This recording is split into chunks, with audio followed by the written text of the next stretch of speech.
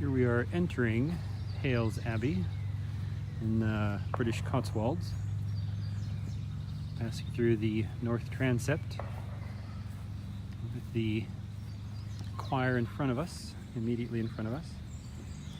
Off to the left we have the high altar, that mound of unmown grass within the high altar of the church.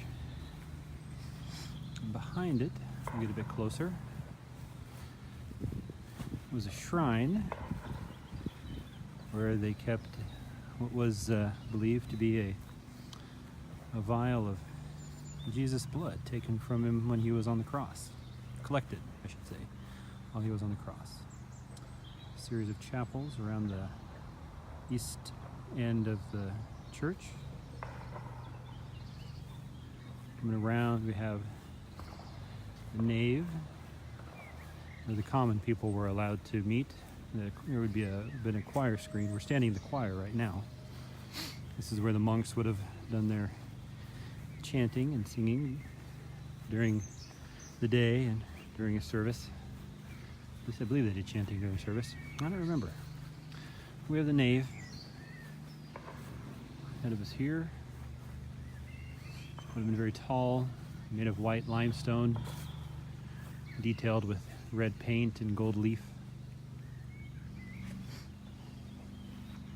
Not much left now, but that's what happens when you're suppressed by Henry VIII. Coming out into the cloister. I mean, a fairly large cloister, actually, with buildings around. Over here we have the south transept with what looks to be a couple more little chapels. And then we have, up here on the left now, we have the vestry, where the valuable sacred objects and books were stored. And continuing on, we have the chapter house, where the business of the day would have been discussed. One of the few areas of the abbey where the monks would have been allowed to speak relatively freely. Being a Cistercian abbey, a follower of Saint Benedict, I believe they said, would have been a very quiet abbey. Oh, never mind, the parlor.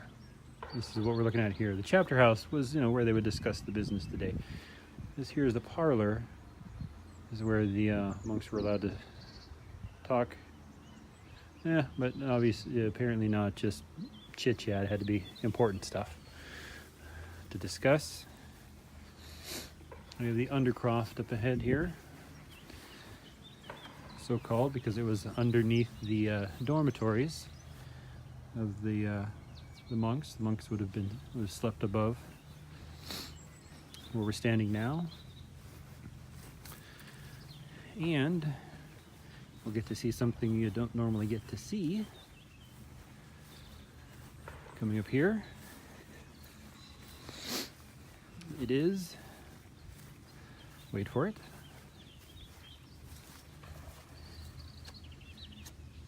an ancient sewer system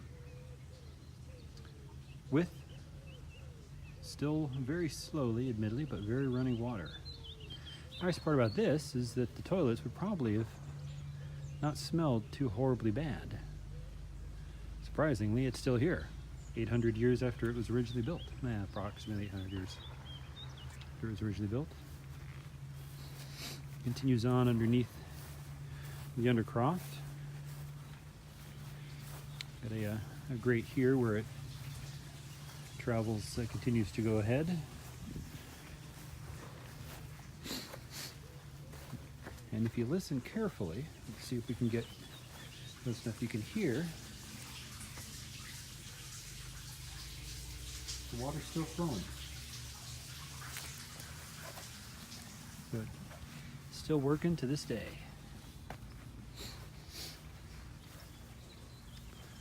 More there and here. Here's the warming house, the only room where fire other than the kitchen, where a fire would be allowed to burn. Give the monks somewhere to warm up on a cold and wet day, so they could get back to work, back to prayer.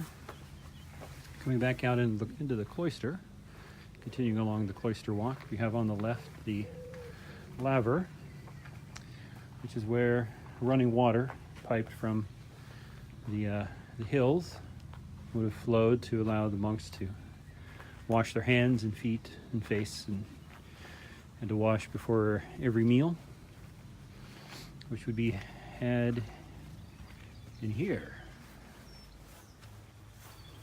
in the vestry. Big room. Could hold a lot of monks, though there were only on average 20 monks here at any one time. Some more of the cloister ahead. Coming around to the kitchens, where the food would be prepared, obviously. You can see a bit of the outline of them. Not big, but probably big enough. The monks ate a fairly simple meal, nothing too extravagant. Continuing along the cloister,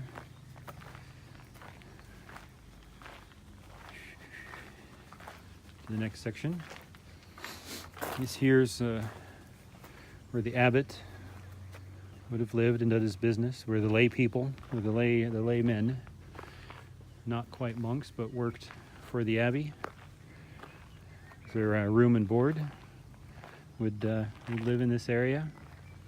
When the abbey was suppressed, this area was turned into a country house, which was in use up until the 1800s, when it was abandoned, and this is what we have left. The lay brothers, that's who they were. That would work for the abbey,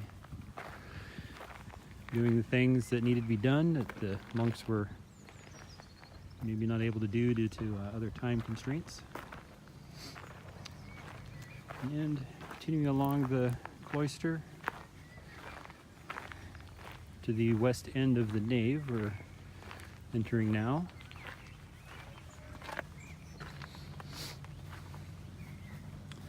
And the main entrance to the church would have been right here. Quite large. And quite important as well in its day. It was one of the wealthier abbeys in the area. Part of the reason it was suppressed. The king wanted the wealth. But still, it's good to see that 500 years or so almost after it was dissolved, there's still something here. Survived 300 years as an abbey and 500 years as a ruin. I think it's doing pretty good.